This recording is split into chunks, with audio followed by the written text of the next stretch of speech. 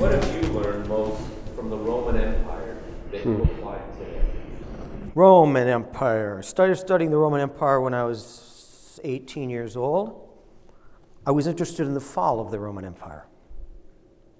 I was interested in how it goes away. How do you have so much and it goes away? It was the same thing when I studied the Great Depression. How did it just go away? I didn't want to know macroeconomically, microeconomically. I wanted to know psychologically what happened that made it go away. The Romans ended up doing something that has been repeated over and over, unfortunately, and nobody beat them. I mean, they lost a war here and there, but nobody beat the Roman civilization. We talk about Gibbons and the fall of Rome. There isn't a cutoff line. So what happened? A couple things happened. Number one, they were shown to be weak. That's happening with our enemies in the world today. I don't care what your politics are. None of them can beat us. They could just show us to be weak. Death by 1,000 cuts.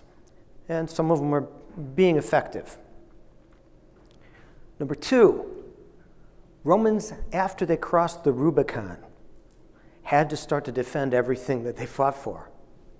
They were very effective at it in setting up local jurisdictions and so on, laws, taxes. We still use many of their rules today and ideas. But they ended up having to fight on too many fronts. And the education of the Romans went into the toilet. Language became a problem. Latin wasn't spoken. They would adopt some of the ways of the people they would conquer because that's assimilation. And it worked for them for a long time. But there was no Rome. There was no unifying foundational context of who we are. And without that, it's like a common language. It's a common understanding of who we are. And without there, you get infighting. And you have all kinds of challenges. And it doesn't take a strong, in fact, there's a theory that a woman opened up the gates of Rome from the inside when they sacked it. That's my opinion. You're welcome to it. I started to postulate when I was 25 years old that we are going to go the same way, only more quickly. And I don't see any, I can find dissimilarities in specifics. I cannot find dissimilarities in the general, and including the lack of understanding of history, including that. Now, I'm not trying to be down about this in any way, shape, or form. But remember, you are here. If you don't know where you are, you can't get to where you want to be. And we can go around, greatest country in the world. Yes, but if you tell Syria there's a red line and you don't do anything, you're weak. If you tell China stay out of the South Sea and they do it anyway, the rest of the world's watching. And we're doing this over and over and over and over and over all over the world. And some people are saying, well, it's for diplomacy. That way people don't die. Maybe it is. Maybe that's the reason. I don't know. I'm not involved on that level of politics. But I do know the similarities of being stretched too thin, fighting on too many battles, no overarching foundational context, no political person running for politics, not one of them, has an interest of uniting any of us. The fastest way to create a common hatred is through a common enemy, Bertrand Russell.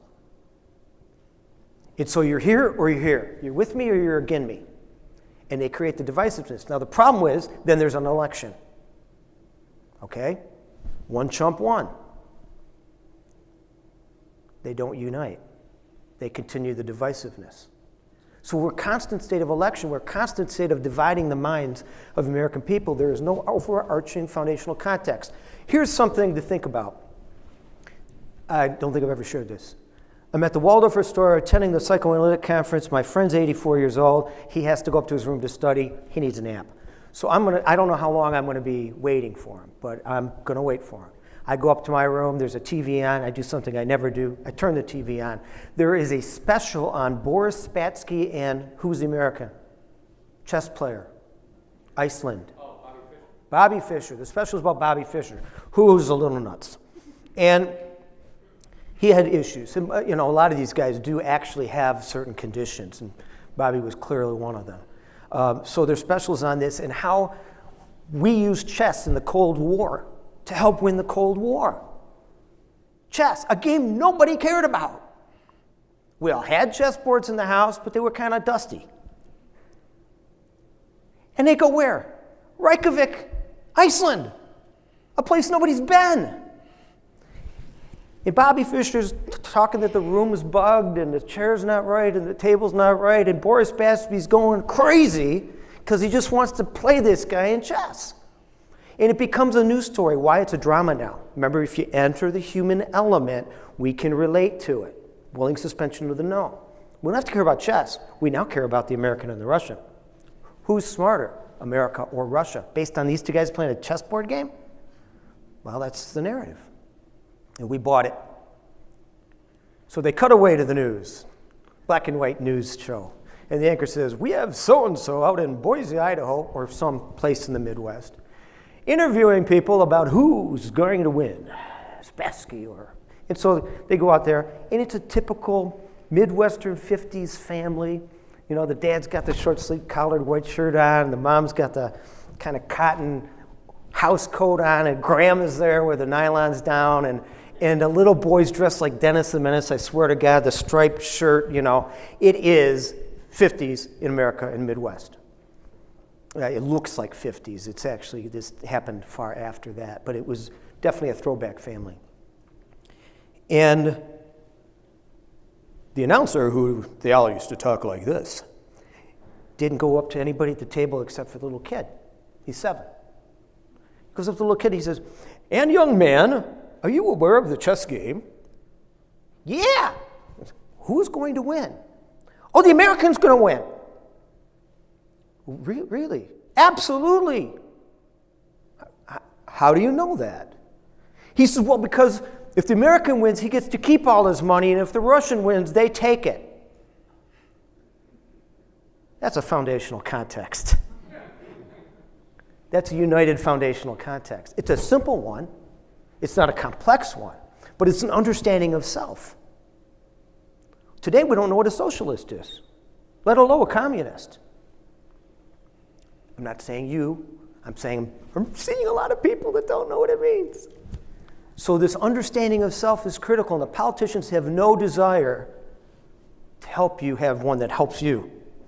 They are self-interested people, and their desire is that you adopt one that helps them, which is you're for them and against them.